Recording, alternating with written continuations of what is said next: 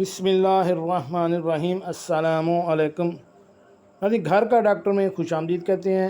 آج کی ہماری اس ویڈیو کا موضوع ذیابطیس کے مریض حاملہ خواتین کے لیے بہت ہی اہم ٹاپک ہے کہ حاملہ خواتین میں شوگر کے زیادہ امکانات کیوں ہوتے ہیں۔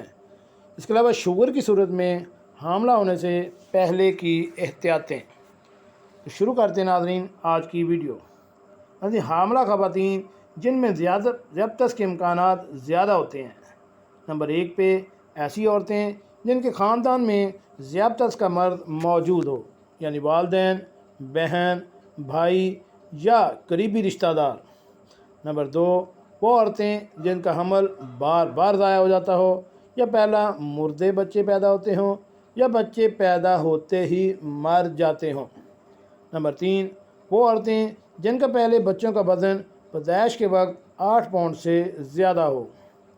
نمبر 4 وہ عورتیں جن کے پیٹ میں بچے کا سائز حمل کے دنوں کی مناسبت سے زیادہ ہو۔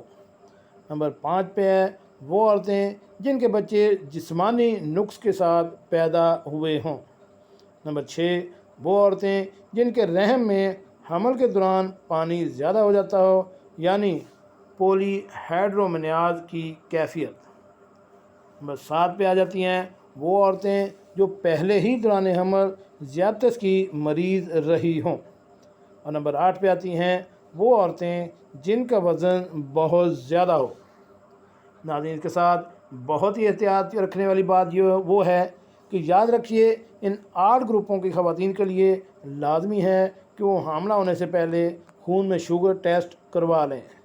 حمل سے پہلے ذیابطیس کی تشخیص کا طریقہ وہی ہے جو عام حالات میں دیگر مریضوں کے لیے ہے، جن کی تفصیل پہلے بیان کی جا چکی ہے۔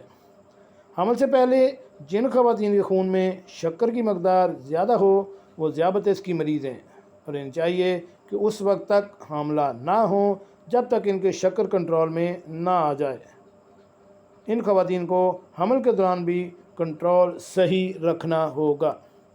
جی ناظرین، کیسے لگی آج کی ہماری یہ معلوماتی ویڈیو؟ ہمارے اس چینل گھر کا ڈاکٹر کو سبسکرائب کریں اور ساتھ بیل آئیکن کا بٹن بھی پریس کر دیں تاکہ ایسی معلوماتی ویڈیو آپ کو بار وقت ملتی رہ سکے۔ ملتے ہیں نئی ویڈیو کے ساتھ۔ السلام علیکم۔